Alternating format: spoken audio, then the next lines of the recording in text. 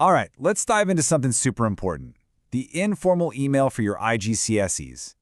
We're going to break down the most common mistakes, the ones that even really good students sometimes make. And here's the really cool part. If you just learn to avoid these few things, your score is pretty much guaranteed to go up. It's that simple. So let's get right into it. Okay, so here's our plan. We'll start with getting the structure right, then we'll talk about mastering that friendly tone. After that, we'll get into elevating your language and polishing your punctuation, and we'll wrap it all up with a final practice checklist for you. All right, first up, getting the structure right.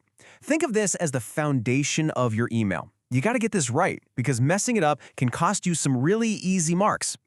So let's talk about maybe the biggest mistake I see. When you look at the prompt, are you really answering every single point they ask for? You have to remember, the examiner literally has a checklist. If you miss a bullet point, they just can't give you the marks for it. It's a simple rule. So always double check that you've hit every single point. Okay, the next big thing is, don't just write a big block of text, like a story. It has to look and feel like an actual email. And it's easy. Just follow this 5-step format.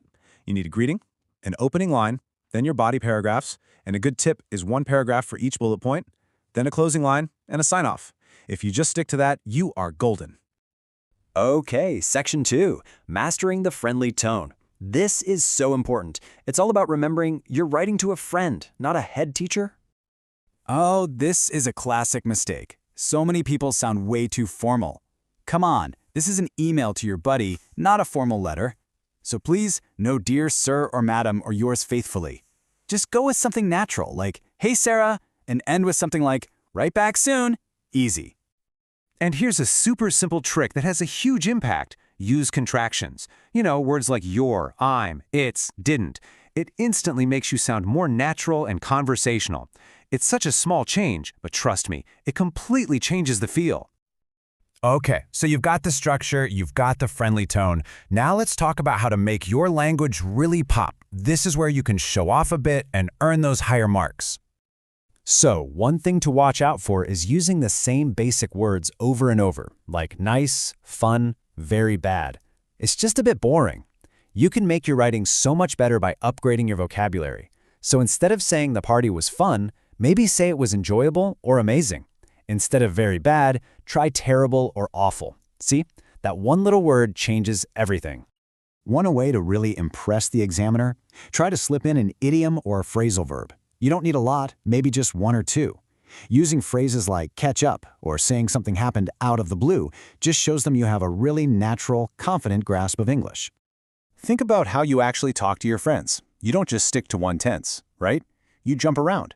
A good email does the same thing.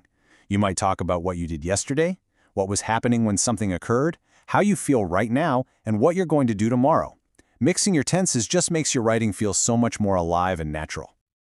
This is a big one for flow. You don't want your email to just be a list of sentences. It should connect smoothly. That's where connectives come in. Words like and, also, but, however, so, they're like the glue that holds your ideas together. They build bridges from one thought to the next and make your whole email so much easier to read.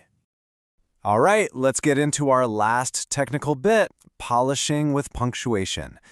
These are super common mistakes, but the great news is they are so easy to fix once you know what you're looking for. Whoa, easy on the exclamation marks. A lot of people just throw them in everywhere, but that actually makes them less powerful. You want to save them for when you're genuinely excited or surprised. Seriously, one perfectly placed exclamation mark has way more impact than 5 of them scattered all over the page. Now here are a couple of cool tools for your toolbox. Dashes and ellipses. A dash is great for adding a bit of extra emphasis, like that. And an ellipsis, well, it can create a little pause, a bit of suspense, making your reader wonder what's coming next. They're perfect for that informal, chatty feel. And please, avoid those super long sentences that just go on and you're not sure where they're going and the reader gets completely lost. You know what I mean? They're just confusing. Short, punchy sentences are your friend. Use those full stops. They give your reader a chance to breathe and actually understand what you're saying. Phew.